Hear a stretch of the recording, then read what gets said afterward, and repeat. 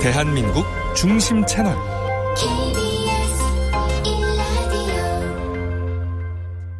Listen, everyone.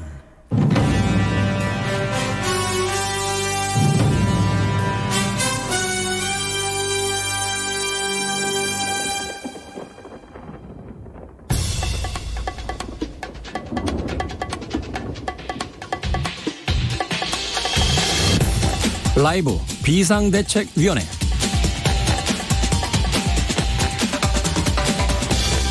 (2020년 2월 20일) 2자 참 많네요. 목요일입니다. 자, 라이브 비대위 네 번째 방송입니다. 저는 KBS 라디오 주말 오후 2시 5분, 10시 5분 두 번 방송하는 김태훈의 시대음감을 진행하고 있습니다. 팟칼럼니스트 김태훈입니다. 자, 코로나19 추가 확진자가 계속해서 나오고 있죠. 특히나 대구 경북 지역에서 환자들이 많이 나왔다고 하는데요. 질병관리본부는 31번 환자가 방문한 교회에서 슈퍼 전파 사건이 있었다, 이렇게 판단했습니다. 그렇다면 신천지 교회에서 어떤 일이 있었길래 슈퍼 전파 사건이 됐을까요? 신천지 교회에서 20년 동안 목사로 활동한 신현욱 목사 연결해 이야기 들어봅니다. 정부가 오늘 19번째 부동산 대책을 발표했습니다. 대상지는 넓히고 대출 규제는 더 강화됐습니다. 조정 대상 지역으로 수원, 안양, 의왕 등 5곳이 새롭게 지정이 됐는데요. 관련한 내용 엄경철 KBS 보도본부 통합 뉴스룸 국장과 함께 짚어봅니다.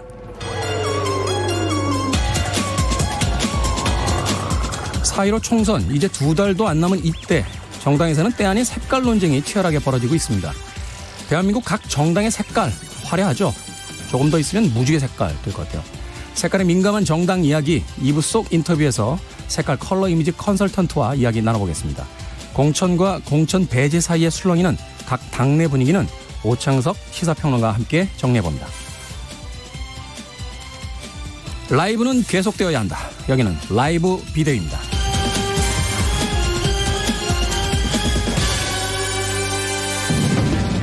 라이브 비대위, 제가 오늘의 비대위원장을 맡았습니다. 네, 라이브 비대위의 따뜻한 한마디, 따끔한 질책은 많이 보내주실수록 좋습니다. 유튜브로는 KBS 1라디오 검색하시면 영상 보실 수 있고요.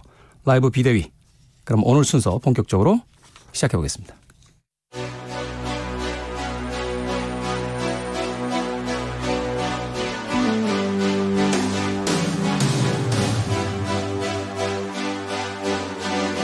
라이브는 계속되어야 한다. 살아남아야 한다.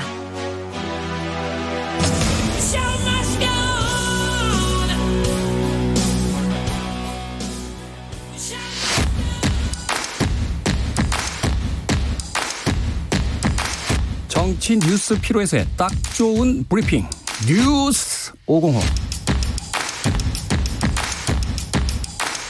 라이브 비대위를 든든하게 지켜주고 있는 정상근 기자 나오셨습니다. 안녕하세요. 네, 안녕하십니까. 나오자마자 첫 대면부터 이런 이야기 여쭤봐서 죄송한데, 네네. 오늘도 코로나19 확진자 크게 증가했죠? 아, 네, 맞습니다. 오늘도 엄청나게 많은 수가 증가를 했는데요. 엊그제만 해도 이 코로나19 확진자가 31명이었거든요. 네. 그런데 오늘 하루 발표된 신규 확진자가 36명입니다. 네, 이로써 국내 코로나19 확진자는 모두 87명이 됐는데요. 네. 이 36명 가운데 35명이 대구 경북 지역에서 그리고 1명은 서울에서 나왔습니다. 일단 이 대구 경북 지역에서 나온 35명의 확진자 가운데 이 28명이 이 31번째 환자가 다니던 신천지 교회와 연관이 있는 것으로 확인이 됐습니다. 2명은 경북 청도 소재 의료기관인 청도 대남병원과 연관이 있었고, 네. 다른 5명은 아직 조사 중입니다. 이 서울에서 나온 확진자 1명은 폐렴 환자인데요. 이 서울 종로구 보건소 선별진료소를 거쳐서 확진 판정을 받았습니다. 그런데 이 확진자가 지난 6일부터 이 5차례 병원에 들렀는데 해외여행 이력이나 확진자와 접촉한 기록이 없다라는 이유로 이 종합병원과 보건소 선별진료소에서 계속해서 진단검사를 받지 못했다라고 합니다. 방역망에 구멍이 좀 있었던 상황인 것이죠. 그렇죠. 조금 감염자 숫자가 이렇게 증가 추세에 조금 이제 잦아들자 좀 방심했던 게 아닌가 하는 또 생각도 드네요. 네, 그렇습니다. 그래서 지금 어쨌든 지금 대구 경북 지역이 상당히 엄중한 상황인데요. 정부는 오늘 이 제한된 범위 내에서 지역사회 전파가 시작한 단계라고 공식 발표를 했습니다. 현재 감염 원인과 이 경로에 대한 확인이 어려운 감염 사례가 이 서울과 대구 등 일부 지역에서 나타나고 있다라면서 이 방역 대응 체계를 이에 맞게 바꾸고 있는 중이다라고 말을 했는데요.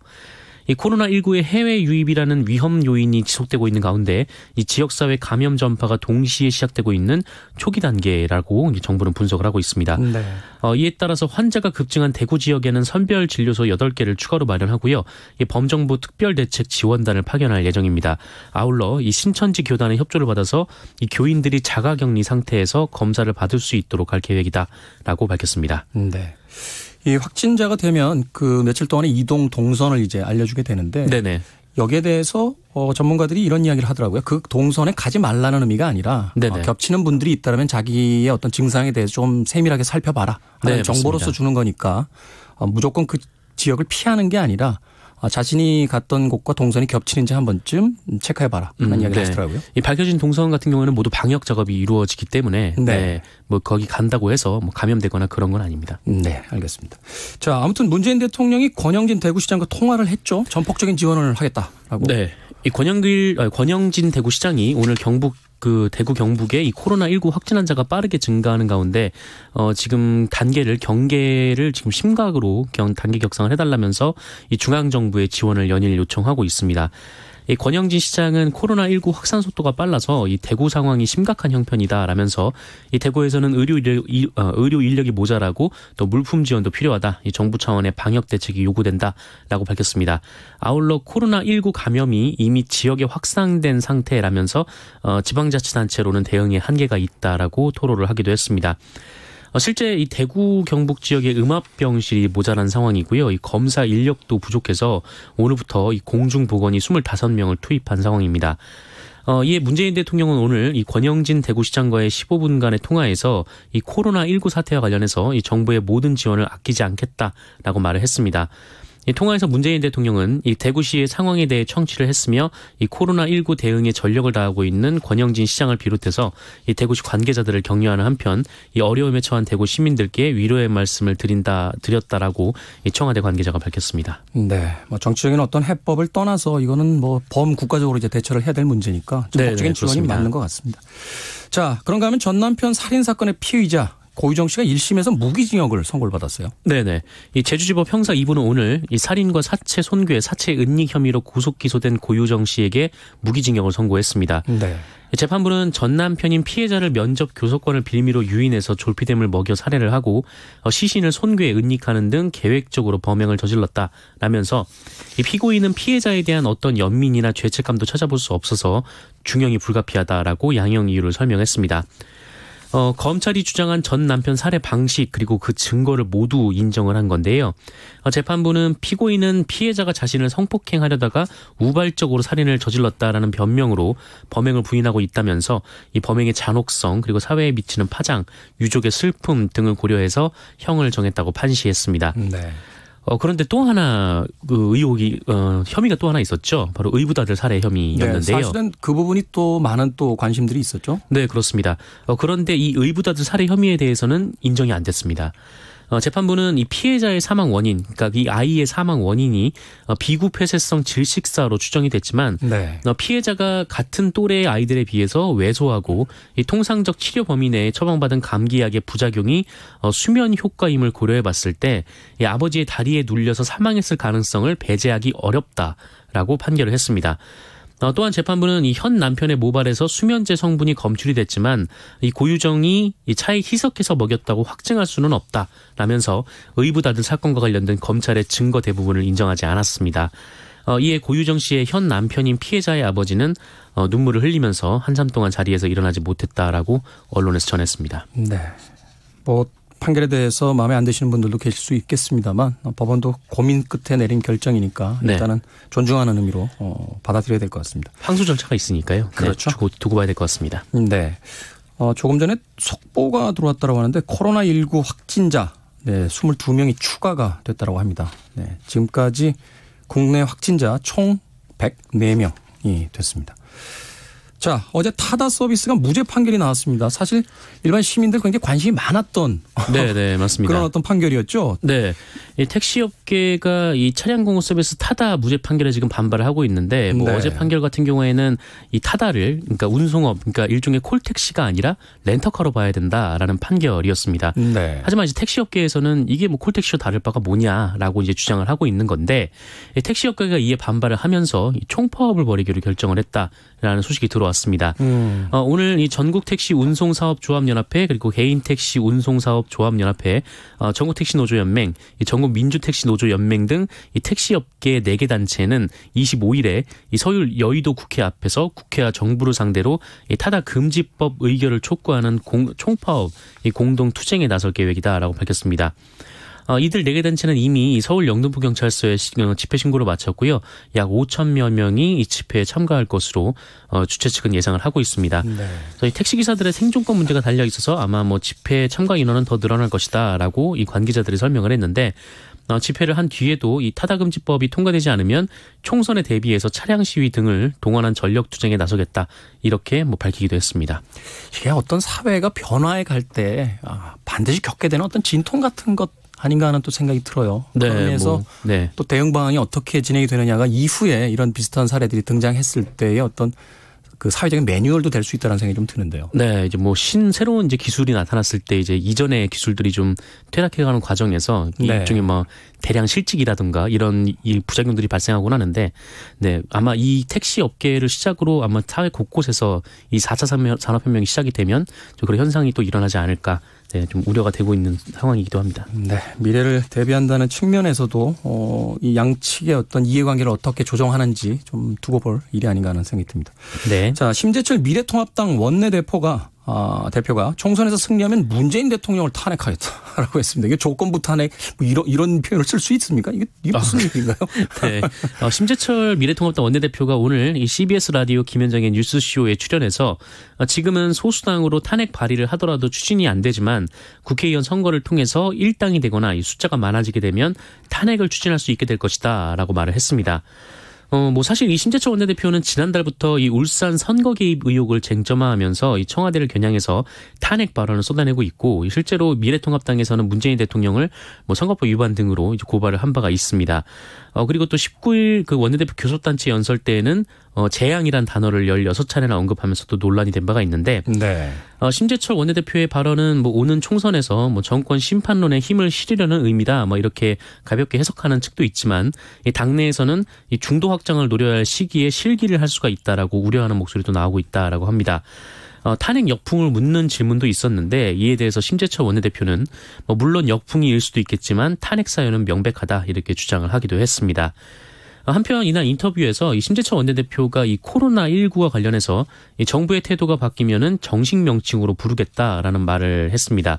이 통합미래당은 계속해서 우한폐렴으로 이를 부르고 있는데요. 이 심재철 원내대표는 제대로 대응 조치를 하지도 못하면서 이 중국의 심기만 살피고 있는 점을 상기시키기 위해서라도 일부러 그 명칭을 쓰는 것이다라고 주장했습니다.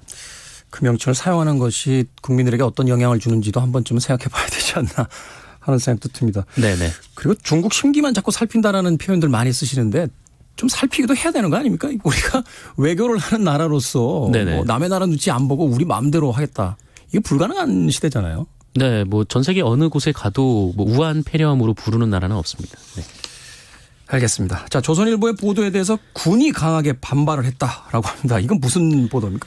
네, 오늘자 조선일보 12면에 있었던 사진 기사입니다. 이게 청와대 뒷산인 이 북악산에 패트리엇 발사대가 배치된 사진을 보도를 했는데 이게 무슨 뭐 특별한 내용이 있어서 보도를 한 건 아니고요.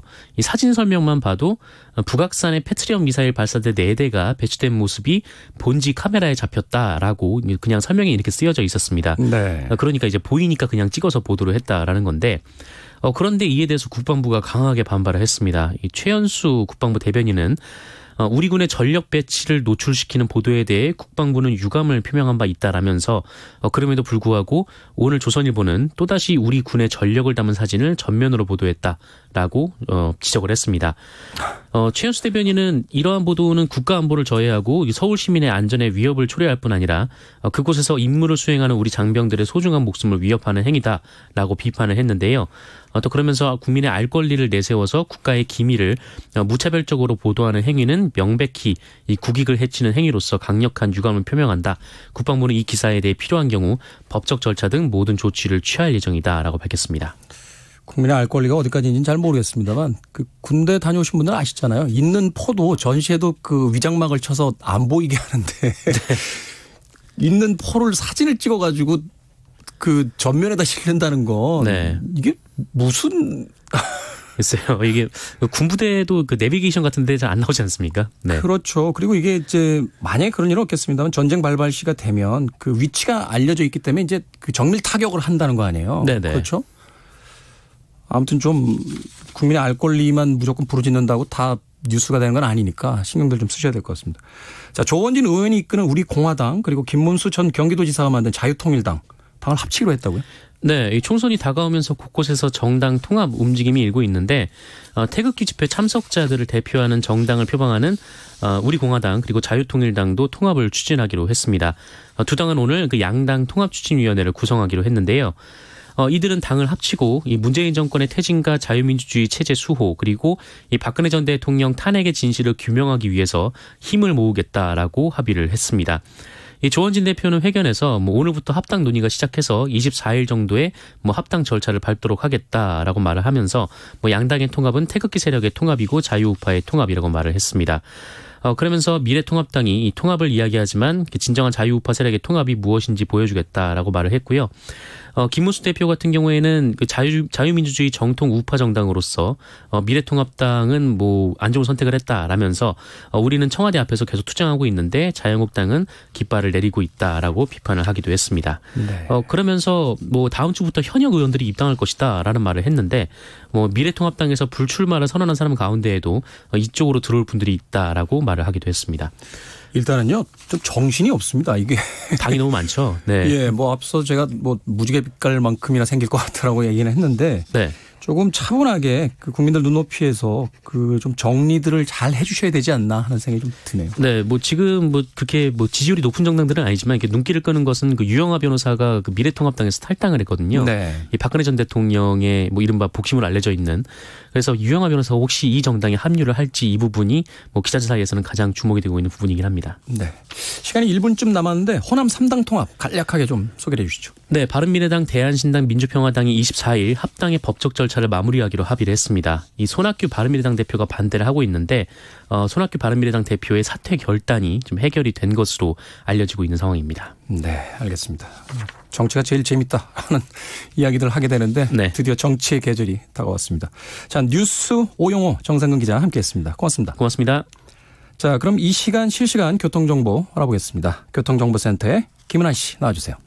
네, 오후 시간대 상습 정체 구간을 위주로 교통량이 빠르게 늘면서 사고가 잇따릅니다. 경부고속도로 서울 방향 오산 부근에서 난 2건의 사고는 방금 전 정리가 됐지만 일대 4km 구간에서 정체가 극심합니다. 이전에는 안성휴게소에서 남사까지 막히고요. 사고 구간을 지나서는 기흥동탄에서 수원 사이와 죽전휴게소 부근 또 양재 부근에서 반포까지 밀리고 있습니다. 반대 부산 방향 한남에서 서초 사이와 신갈분기점 부근에서 수원까지 제속도를 못 냅니다. 경인고속도로 서울 방향 서인천에서 부평까지 밀리고 인천유금소 갓길에서는 사고가 나 주의하셔야겠습니다. 다시 신월 일대가 밀리고 있습니다. 중부고속도로는 하남 쪽인데요. 일죽 부근에서 남이천 부근과 경기 광주나 들목에서 중부 1터널 부근까지 막히고 있습니다. KBS 교통정보센터였습니다.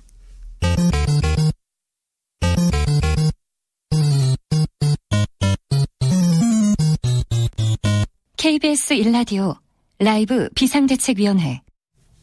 네, 조금 전 속보에서 코로나19 신규 확진자 22명이 추가가 됐다라고 전해드렸습니다. 그리고요, 국내에 첫 사망자도 어제 발생했다라고 합니다. 네, 계속 관심 가지고 뉴스 들어주시길 바라겠습니다. 잠깐 인터뷰 이어가겠습니다. 어제 오늘 사이 대구 경북에서 확진자가 무더기로 나왔죠. 원인은 31번 환자의 동선에 있다 하는 분석이 나왔는데 신천지 교회 교인인데요. 그간 교회를 몇 차례 방문을 했다고 합니다. 실제로 교인들 중에 또 많은 수의 확진자가 나오기도 했고요. 신천지 교회의 예배 분위기 어떻게 진행이 되는지 신천지 문제 전문 상담소 신현옥 목사 연결했습니다. 신 목사님 나와 계시죠? 네, 안녕하십니까. 신현욱입니다. 네, 안녕하세요. 전화 연결 감사드리겠습니다. 네, 감사합니다. 네. 신천지 교회에서 20년간 서울교회 목사와 신천지 총회 교육장 등으로 활동을 하셨다라고 저희가 알고 있고요. 지난 2006년에 탈퇴를 하셨다고 하는데 신천지 교회 내부 사정 잘 알고 계실 것 같은데요. 네. 신천지에서 서울교회를 담임을 했고 또 신천지 총회 교육장으로 한 20년 동안 있다가 2006년 말에 탈퇴를 했습니다. 네. 시간 관계상 제가 왜 탈퇴를 했는지까지는 여쭤보지 않겠습니다. 목사님, 이 신천지 교회는 예배 보는 장소와 모이는 사람의 수를 고려할 때 추가 감염자가 많이 나올 수밖에 없는 구조다. 이렇게 이제 주장을 하셨는데요. 좀 하나하나 여쭤볼게요. 신천지 교회의 경우 한 번 예배를 드릴 때 대략 어느 정도의 인원이 모입니까? 물론 이제 여러 성당들마다 좀 차이가 있겠습니다만. 네, 이제 예배당마다 차이가 있습니다만 지금 문제 진원지인 대구 교회 같은 경우에는 제적이 한 10,000명 정도 됩니다. 대구에만. 10,000명이요? 네, 그래서 그날 9일 또 16일 두 차례 걸쳐서 31번 확진자가 예배했다는 그 장소에는 9층 건물에 전체가 다 신천지가 사용하는 그런 대구 교회인데 네. 한 층에서 예배를 할 때 보통 한 500명씩 그래서 이제 그 31번 확진자가 예배한 그 층만 따져서 500명 두 차례 갔기 때문에 1,000명이다. 이렇게 지금 이제 보도가 되고 있는 거거든요. 네. 그런데 그 주일날 하루에 그곳에서 예배하는 사람들이 평균 8,000명에서 9,000명 정도 그렇게 예배를 하고 있는 거예요. 그날 하루에? 매주마다? 그렇죠. 주일마다. 네. 그게 2번 이제 예배를 했다는 거 아닙니까? 그렇죠. 그래서 이제 이 부분을 그냥 신천지에서는 방국에다가 500명, 1,000명 이렇게 아마 그렇게 알린 것 같은데 그 건물 전체에 지금 참여했던 그 사람들에 대해서 예를 들면 8,000명이면 8,000명, 9,000명이면 9,000명. 그곳은 신천지라는 그 조직의 어떤 특수성이 있어요. 그래서 예배 참석 인원을 거의 99%, 거의 100% 거기는 다 전산 시스템이 돼 있어서 출석한 사람들을 다 확인할 수 있거든요. 거의 정확하게.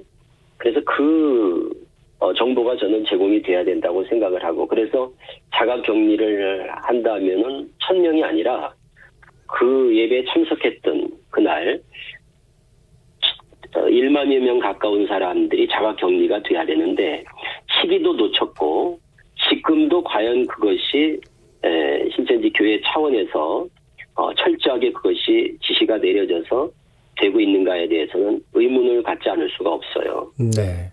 그러니까 처음부터 이 숫자 파악에서부터 저는 미스가 있었다 이렇게 보는 거죠. 그 전산 처리가 되는 것이 있었다라면 그 정보를 제공할 수 있는데 이제 그런 정보를 제공하지 않고 그냥 인위적으로 자기들이 숫자를 이제 줄여서 보고했다 이렇게 이제 보고 계신 거죠? 제가 볼 때는 처음에 신천지 교회 측에서도 얼마나 놀랐겠습니까? 그러다 보니까 처음부터 8,000명이다, 10,000명이다 이래 놨으면 아마 대구 시민들이 너무너무 큰 충격을 받을 걸 우려한 나머지 제가 볼 때는 그렇게 처음에는 300명, 460명, 지금 두 차례 1,000명 이런 정도 선에서 지금 언급되고 있지 않나 이렇게 그런 우려를 하고 있는 거죠. 그래서 보다 정확한 그것을 좀 파악하려면 신천지가 스스로 지금 제공하는 그런 정보에만 의존해서 그 대책하는 질병관리본부나 이쪽에서 대응하고 대책해서는 이건 답이 나오질 않는다는 거예요. 그거는 신천지라고 하는 이 독특한 아주 특수한 조직, 아주 특별한 조직이거든요. 일반 여느 교회가 아니라는 이런 특수성을 고려하지 않은 채 지금 정부 당국에서 보통 일반적인 상식과 일반적인 그런 선에서 이걸 대처하다 보니까 지금 뜻밖의 그런 지금 예상 밖의 이런 좀 엄청난 이런 사태를 막고 있다 이렇게 저는 보고 있습니다. 네. 거기에 연관돼서 하나만 더 여쭤보겠습니다. 이 교회 내 예배를 드리는 장소의 특성이 이 코로나19의 그 급속한 전파에 영향을 끼쳤을 것이다라고 이야기를 하셨는데 어떤 특성을 이야기하시는 겁니까? 예배하는 어떤 그 내부 환경 요인보다도 지금 그 다른 그런 신천지의 어떤 지금 특수한 이런 상황, 조직의 특수성, 이런 게 더 큰 영향을 미치는 거죠. 예배 그 환경 자체를 놓고 보면 차이가 있다면 의자가 없단 말이죠. 의자에서 이렇게 보통 교회 들어가면 바닥에서 해요, 그러면? 예배를 하는데 거기는 신천지는 바닥에서 예배를 합니다. 그러다 보니까 그리고 또 이제 그 좁은 공간에 숫자가 많다 보니까 밀착될 수밖에 없고 그래서 이제 적은 공간에 많이 예배 인원을 이제 수용하려다 보니까 의자를 빼는 그런 측면도 있죠. 현실적인 이유로. 그러다 보니까 좀 더 밀착될 가능성은 많은 거죠. 그리고 또 남자 여자를 이렇게 나눠서 이제 예배를 드리는 독특한 특성도 있어요. 그러다 보니까 여자들 쪽에서 이제 환자가 많이 나타나는 것도 그런 측면에서 분석할 수 있겠죠. 네. 그런데 이게 그 신천지 교회 내부에서만의 문제가 아니라 그 다른 교회에 가서 이제 신도들을 전도한다고 그러죠. 이렇게 전도하는 문제입니다. 포교하는 방식에서 사실은 그 만나는 사람들은 이분이 신천지 그 교인인지 모르고 이제 만나는 경우가 굉장히 많다라고 하는데 바로 그런 점입니다. 지금 이제 신천지의 자꾸 제가 특수성이라고 얘기하는 것은 이제 보통 교회는 환자가 발생을 하면 본인 스스로가 적극적으로 협조를 한다거나 또 본인으로 인하여 피해가 예상되는 그런 그 사람들을 빨리빨리 접촉자들을 알려서 예방할 수 있도록 협조를 하게 되는 게 일반적이거든요. 그런데 이제 신천지는 자기 자신이 신천지라는 것을 드러내지 않고 가족들도 모르게 신천지 신도, 가족들이 모르는 신천지 신도들이 70-80%가 넘거든요. 네. 그러니까 대부분은 신천지에 빠져 있는 걸 모르는 거예요, 가족들이. 그런데 지금 이런 상황에서 예방을 하고 자가 격리를 한다거나 그러려면은 본인이 신천지 신도라는 걸 밝히고 네. 그렇게 해서 이게 이제 대책이 세워져야 되는 건데 그걸 감춰야 되는 입장이고 또 자기뿐만 아니라 신천지가 비밀리에 운영하는 비밀 교육 장소들이 대구 지역만 한 20여 곳이 넘거든요. 거기에 가서 또 수백 명이 활동을 한단 말이죠. 예배만 드리는 게 아니라. 네. 그럼 가서 평일날, 거긴 평일날이죠. 활동을 할 때 거기서 접촉한 수많은 또 수백 명의 사람들 그리고 거기에 접촉했던 사람들은 자기가 와서 비밀리에 성경 공부하는 곳이 신천지라는 사실도 모르고 속아서 공부하는 사람들이거든요. 네. 그럼 그 사람들은 여기가 신천지라고 해야 나도 위험성이 있구나 하고 뭔가 검사라도 받아보는데 주의라도 하는데 모르니까 그것이 신천지라는 걸 신천지가 감추고 비밀리에 운영을 하다 보니까 거기에 참여한 사람조차도 신천지의 어떤 그 접촉 가능성을 상상도 못하고 있는 거죠. 또 지금 말씀하신 것처럼 일반 교회, 정통교회, 기존 교회에 신천지가 몰래 사람들을 간첩같이 스파이들을 보내듯이 일반 교회 위장에서 들어가서 활동하는 사람들이 있습니다. 소위 신천지식으로 네. 추수밥, 추수꾼 이런 전략이 있는데 그곳에 들어간 사람들도 얼마나 많은 사람이 들어가 있는지도 지금 파악이 안 된단 말이죠. 그래서 그럼 신천지가 이런 정보를 당국이 제공을 해줘야 된다는 거죠. 지금 당장 자기들한테는 손해가 되고 자기들의 어떤 비밀한 것이 노출되는 그런 위험이나 또 그런 손해를 감수하더라도 네. 지금 사안인 만큼 지금 그런 걸 따질 계제가 아니거든요. 그렇죠. 네. 그래서 이거는 빨리 지금이라도 신천지 내부 자료들을 공개해서 예를 들어서 신도들의 정확한 숫자, 예배 참석한 숫자를 솔직히 또 추수꾼, 각 네. 교회마다 파견되어 있는 스파이들을 빨리 정보 공개 그리고 센터 위장교회 신천지인지도 모르고 와서 지금 속여서 데려다가 공부시키는 그 사람들 이런 그 명단이나 이런 인적 사항들을 빨리 당국에 제공을 해서 지금이라도 빨리빨리 이게 손을 쓰지 않으면 네. 이거는 걷잡을 수 없는 사태로 확산될 우려가 있다는 거죠. 네, 알겠습니다. 아무튼 방송 들으시는 분들 중에도 신천지 교인들이 있을 테니까 그 이야기만큼은 좀 새겨서 들어주셨으면 하는 생각이 있습니다. 감사합니다, 목사님. 네, 수고 수고하십시오. 네, 저희가 특정 종교에 대해 옳다 그르다 평가하는 건 아니고요. 다만 코로나19가 이 지역 감염 또 집단 감염 국면에 이제 새로운 국면에 접어들었기 때문에 신천지 조직 내에서 이제 확진자가 나올 경우 그 위험성이 더 올라간다는 거죠. 그것을 짚어보기 위해서 이야기를 나눠봤습니다.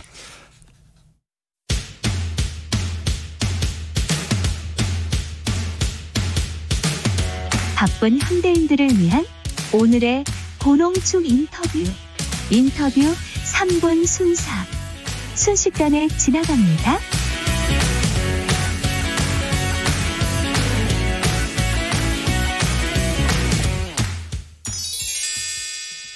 오늘의 3분 순삭 인터뷰. 대구 지역에서 코로나19 확진자가 집중적으로 늘었는데요. 현재 대구 지역 상황은 어떤지, 코로나19의 새로운 국면을 맞아 국가방역체계는 어떻게 달라져야 하는지 들어보겠습니다. 먼저 KBS 1라디오 김경래의 최강시사에 출연한 경북대병원 감염내과 김신우 교수와의 인터뷰입니다.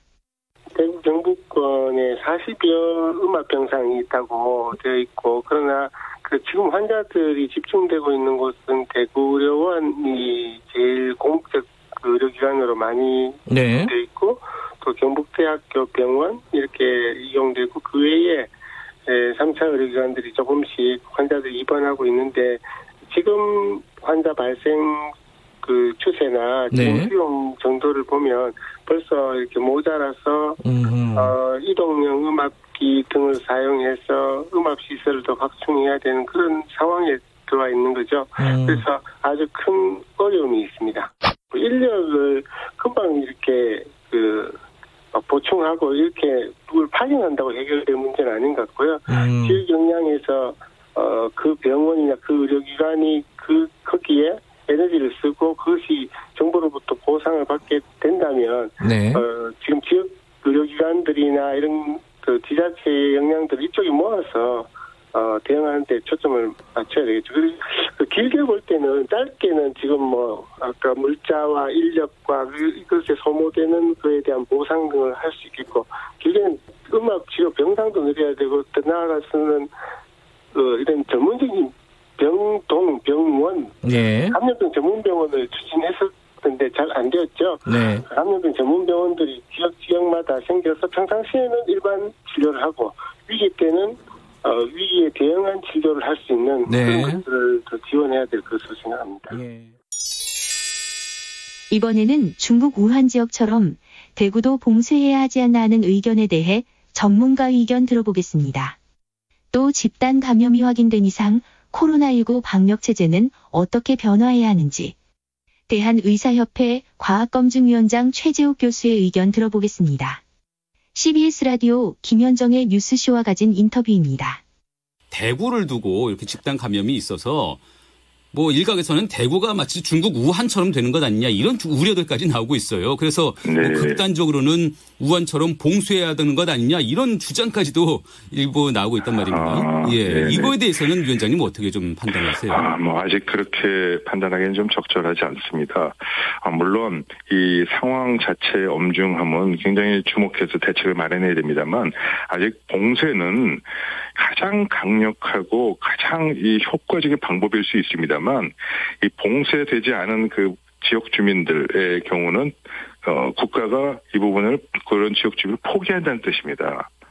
추가 접촉을 막기 위해서. 그래서 이거는 근세 시절에나 있었던 일이고요. 현대에서는 봉쇄라는 건 사실 있어서는 아니 됩니다.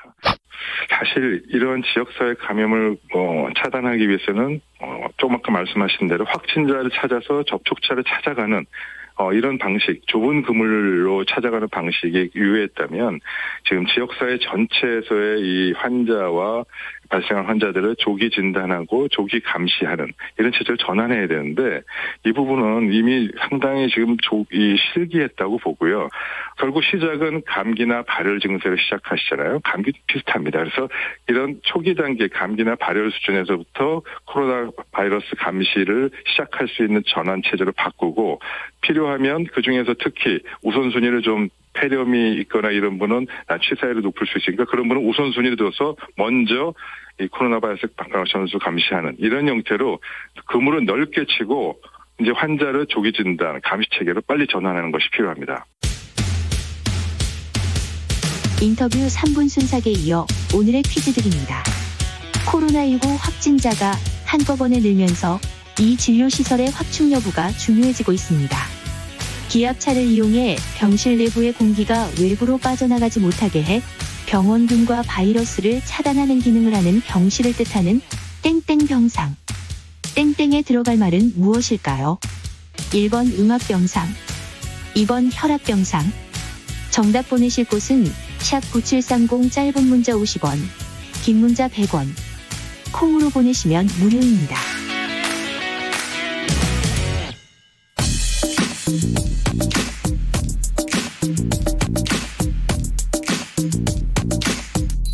쏙 인터뷰. 귀의 쏙 마음의 쏙 인터뷰 이어가 보겠습니다. KBS가 보유한 방대한 양의 자료가 있는데요. 이 귀한 자료를 입체적으로 재구성해서 대한민국의 오늘을 돌아보는 프로그램을 하나 만들었습니다. 바로 아카이브 프로젝트 모던 코리아인데요. 이 프로그램 모던 코리아의 기획 그리고 제작의 전반적인 과정에 함께한 KBS 시사교양국 이태영 PD 스튜디오에 나오셨습니다. 안녕하세요. 안녕하세요. 자, 아카이브부터 설명을 해 주십시오. 저처럼 이제 옛날 사람들은 아카이브라는 단어도 그렇게 익숙지 않거든요. 네. 그냥 뭐 자료 영상 정도로 보시면 될 것 같아요. 자료 영상. 그러니까 KBS가 개국 이후에 지금까지 확보하고 있는 그렇죠. 모든 자료. 네. 이렇게 보면 되겠군요. 자, 이 KBS 다큐 인사이트의 모던 코리아 오늘 밤 10시에 이제 6편 휴거 방송을 앞두고 네네. 있습니다. 모던 코리아가 KBS 영상 아카이브를 이제 재구성해서 대한민국의 이제 오늘을 이제 돌아보는 프로그램인데 처음 기획이 어떻게 된 겁니까? 이제 원래는 2018년도에 서울올림픽 30주년으로 다큐멘터리를 제작을 했는데요. 아무래도 서울올림픽이 큰 이벤트다 보니까 자료 영상이 굉장히 많더라고요. 네. 그래서 자료 영상 위주로 그 서울올림픽 특집 다큐멘터리를 제작을 했었는데 이제 거기에서 이제 확장이 되고 파생이 된 거라고 보시면 될 것 같습니다. 일종의 단편을 하나 쓰셨는데 그게 이제 아이템이 좋으니까 장편으로 확장해보자. 그렇죠. 이렇게 해서 현재 모던 코리아가 만들어졌다. 네. 당시 이제 8818과 현재 이제 모던 코리아에서의 어떤 공통점은 지금 이야기를 해 주셨으니까 네. 차이점이 있다면 어떤 것이 있을까요? 뭐 주제가 더 다양하다는 측면이 있고요. 네. 이제 뭐 각 편별로 이제 제작하는 PD들이 다 다르니까 이제 KBS의 자료 영상을 충분히 활용해서 만들어 보자만 이제 공통적인 베이스를 가지고 네. 각 편별로 다 나름의 재미가 있다는 점이 다른 것 같습니다. 네. 이 KBS 같은 그 거대 방송국이 가지고 있는 가장 큰 자산이 바로 그런 이제 그렇죠. 자료 영상들이기 네. 때문에 그것을 가지고 프로그램들을 만들어 보자. 이게 그 구성하는 작업만 해도 만만치가 않을 것 같아요. 보통 한 편 만드는데 어느 정도 기간이 걸리세요? 이게 다 봐야 되잖아요. 뭐가 네네, 있는지를. 네네. 한 전체적으로 보면 한 7, 8개월씩은 걸린 것 같고요. 한 편 만드는데? 네네네. 그 중에서 한 절반 이상의 자료를 확인하는, 모으고 보고하는 데 걸린 것 같아요. KBS 이렇게 방송국 왔다 갔다 하다 보면은 그 처연한 표정으로 모니터를 보고 계신 PD님들의 등을 보게 되는데 네. 그분들이 대부분 모던 코리아 만들고 계시는 분들이다. 이렇게 생각해도 되겠군요. 그럴 수도 있겠네요. 네, 7, 8개월 동안 자료를 찾아서 하나의 그 완성품을 만들어낸다. 그동안 어떤 주제들을 주로 다뤘습니까? 이태영 PD님에 대해서 이야기를 들어보니까 그 80년대 말 학생운동 자료를 이제 활용을 해서 네네. 그 1편 우리의 손을 이제 제작을 하셨다. 네. 하시는데 이 그 프로그램의 내용하고 또 기억에 남는 장면이 있다라면 좀 소개를 해 주시면서 주제 이야기를 좀 해 주시죠. 예, 뭐 주제는 다양하긴 한데 일단 1편을 말씀을 드리면은 지금 올림픽 8818 다큐멘터리를 준비를 하면서 이제 그때 대학생들이 남북 공동 올림픽 개최를 주장을 하면서 그때 시위를 했었거든요. 남대문이랑 이런 데에서. 그분들이 아마 지금 저 정치권에 가 계신 분들 꽤 많을 거예요. 네, 맞습니다. 네네. 네. 이제 그분들이 근데 우리의 소원은 통일을 부르시면서 뜨거운 눈물을 굉장히 흘리면서 부르시는데 네. 그 뒤에 세대인 저로서는 그 장면이 굉장히 좀 충격적이었어요. 저런 걸 어떻게 저렇게 진심으로 할 수가 있을까. 그래서 뭐 그분들이 이제 현재 대한민국의 주력이신 세대이기도 하고 그래서 그런 멘탈리티들이 어떻게 형성이 됐을까가 궁금하더라고요. 네. 당시에 저는 재수를 하고 있어서. 그러셨군요.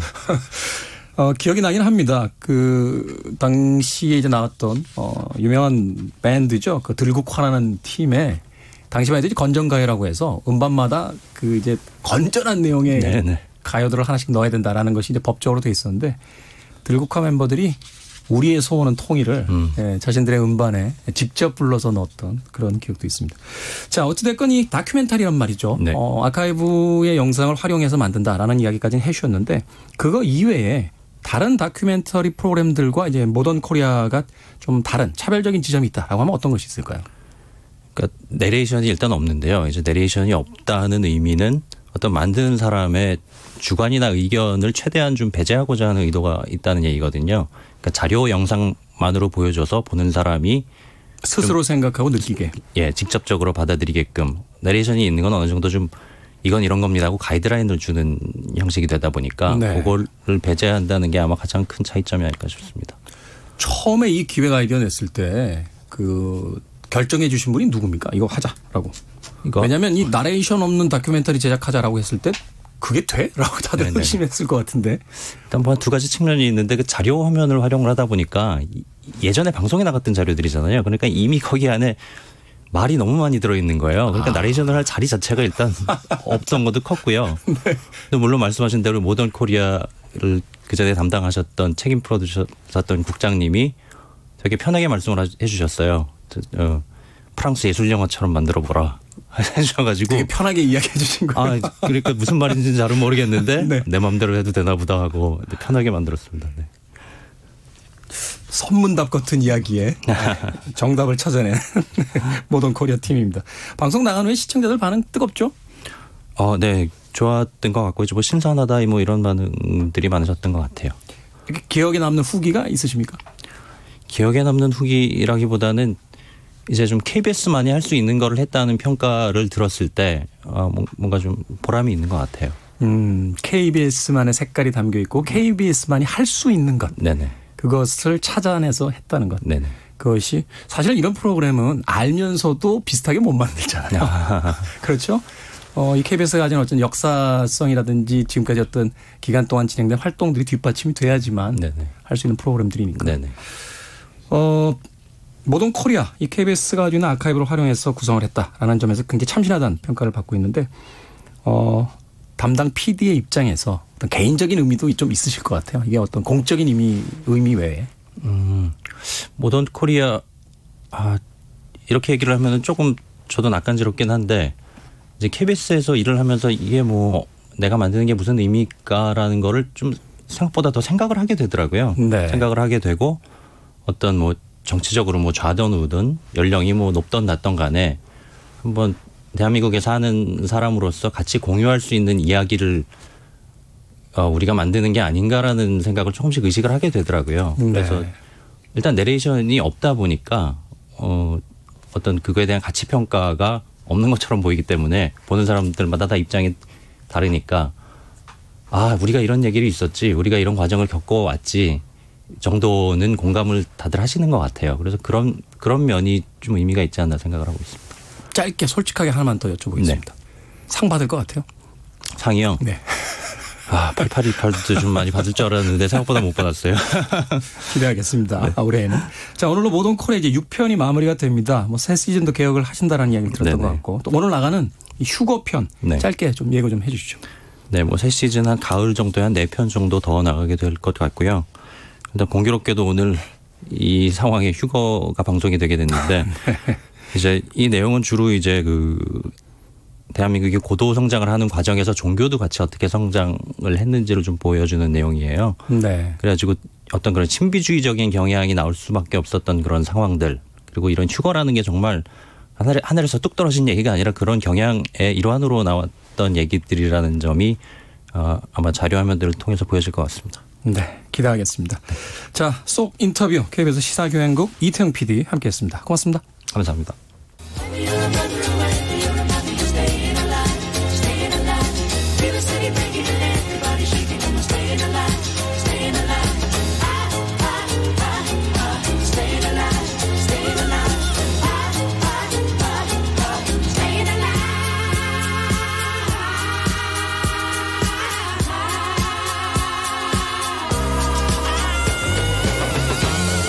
KBS 1라디오 라이브 비상대책위원회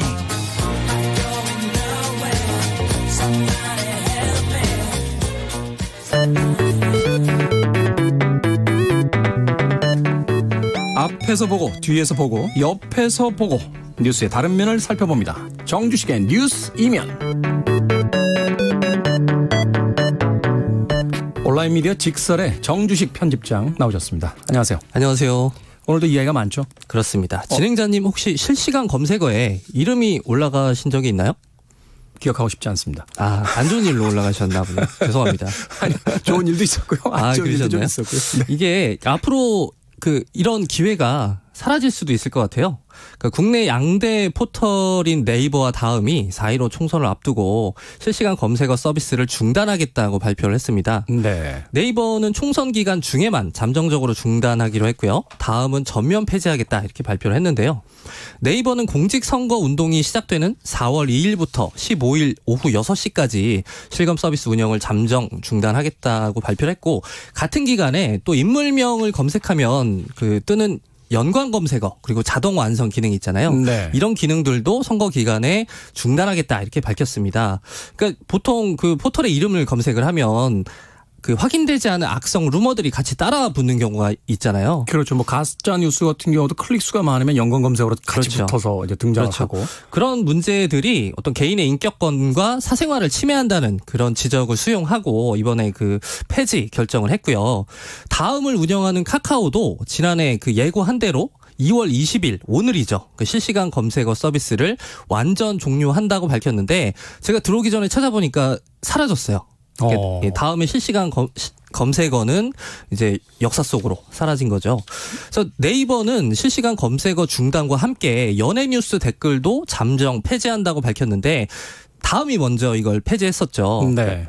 작년 10월에 가수 설리 씨 사망 사건을 계기로 10월 31일부터 연예뉴스 댓글을 폐지했었는데, 당시 다음에 즉각적인 대응이 대중의 굉장한 호평을 받았던 반면에 그때 네이버는 뭐하냐 이런 비판도 같이 나왔었어요. 사실은 이용자 숫자는 네이버가 월등히 많은데. 그렇죠. 그래서 당시에 연예계 단체들로부터 네이버도 같이 댓글을 폐지하라 이런 공개적인 요구가 나오기도 했었고요. 이게 다음 연예뉴스 댓글란이 사라진 지 지금 한 4개월 정도 됐는데, 네. 지금 연예뉴스를 소비하는데 사실 별다른 불편이 없다는 게 확인이 된 거잖아요. 심지어 저는 없어졌는지도 몰랐어요. 그렇죠. 챙겨보시는 분들 아니면 맨날 열심히 쓰시는 분들 아니면 사실 별로 그렇게 그렇죠. 중요한 서비스가 아니었는데, 그래서 그동안 악성 댓글의 폐해가 너무 컸기 때문에 연예계는 물론이고 대중들도 이런 조치에 대해서 대체로 반기는 분위기인 것 같습니다. 네. 근데 다만 네이버는 연예정보 서비스의 개편이 완료될 때까지만 잠정적으로 연예 댓글 서비스를 닫는다 이렇게 발표를 했어요. 일단은 잠정적이라는 단어를 붙여놓고 이제 상황을 보면서 어느 정도 결정을 그렇겠죠. 하겠죠. 네. 빅데이터 전문가인 한 분이 그런 이야기 하시더라고요. 미래의 가장 훌륭한 경쟁력은 도덕성이다. 왜 그러냐라고 물어봤더니, 모든 개인의 행적을 다 검색할 수 있는 시대를 살고 있기 때문에 착하게 안 산 사람들은 어디선가 발목이 잡힌다. 그러니까 아이들에게 옛날에는 그냥 도덕 교과서에 나오는 것처럼 착하게 살아야 된다라고 교육했다라면, 이제는 성공하려면 착하게 살아야 된다라는 것이 현실화된 사회를 살고 있다. 맞습니다. 진행자님은 그런 삶을 살고 계신가요? 넘어가겠습니다. 포털 사업자의 이번 실시간 검색어 중단 결정의 배경이 있는데요. 작년 국회 과학기술정보방송통신위원회에서 합의한 실검 조작 방지법의 압박 때문인 것처럼 보입니다. 네. 작년 조국 장관 청문회 당시에 조국 힘내세요, 또 조국 사퇴하세요, 이 검색어가 1, 2위 경쟁을 했었죠. 그렇죠. 검색 순위 올리기 이런 거 그렇죠. 운동했잖아요. 당시에 실시간 검색어가 여론 조작의 장으로 변질됐다 이런 지적이 나왔었는데, 좀 손해를 봤다고 판단했던 한국당이 당시에 네이버를 항의 방문을 하기도 했었고, 포털에게 실검 조작의 책임을 묻게 하는 실검 조작 방지법을 발의했는데요. 법안의 내용은 인터넷 기업에게 실검 조작을 막도록 기술적, 관리적 의무를 부과하겠다 이런 내용인데, 정치권은 다음 과방위 법안 심사 소위가 열리는 대로 바로 이 법안을 의결하기로 잠정 합의가 된 상태예요. 네. 근데 포털 입장에서 보면 이게 좀 난감한 것이, 드루킹 사건 같은 경우에는 이게 매크로를 차단하는 기술적 조치로 어느 정도 대응이 가능한데, 조국 찬반 실검 경쟁 같은 경우에는 이게 매크로가 아닌 이상 딱히 인터넷 사업자가 취할 수 있는 조치가 없거든요. 네. 그래서 이런 경우에 이런 경쟁이 벌어지면 좀 손해를 봤다고 생각한 정파에서 포털을 굉장히 좀 괴롭히죠. 얼핏 일반적인 시각에서 볼 때는 네. 어떤 남포 운전자가 자동차로 사고를 냈는데 자동차 회사에게 이제 더 이상 자동차 이 속도까지 내게 만들지 마라. 뭐 이렇게 규제하는 듯한 느낌도 좀 그렇죠. 있거든요. 그런 자유주의적인 시각이 존재하죠. 네. 그래서 20대 국회 종료를 앞두고 이 법안이 제정될 상황을 대비해서 포털들이 선제적으로 대응했다. 그러니까 고심 끝에 해체했다. 이렇게 볼 수 있을 것 같습니다. 네. 하나만 더 여쭤볼게요. 네. 논쟁이 있었을 것 같은데 여론조사 결과가 있습니까? 있습니다. 지난해 실시된 한국언론진흥재단 미디어연구센터의 여론조사를 보면 대중은 46.7%가 실검 폐지에 찬성하는 것으로 나타났고요. 네. 폐지 반대 응답은 26.8% 정도로 실검 폐지에 대한 여론이 월등히 높은 것으로 나타났습니다. 네. 자, 내용 중에 여론조사가 나와서요. 조사 개요 빨리 듣고 오겠습니다. 개요 요정. 한국언론진흥재단 미디어연구센터는 지난 12월 2일부터 8일까지 성인 남녀 1000명을 대상으로 온라인 설문조사를 진행했으며 응답률은 18.4%, 표본 오차는 95% 신뢰 수준에서 플러스 마이너스 3.0%포인트입니다. 자세한 사항은 한국언론진흥재단 홈페이지를 참고하시면 됩니다. 네, 참고하겠습니다. 자, 정주식의 뉴스이면 온라인 미디어 직설의 정주식 편집장 함께했습니다. 고맙습니다. 감사합니다. 자, 라이브 비대위 1부 마무리합니다. 6시에 돌아오겠습니다.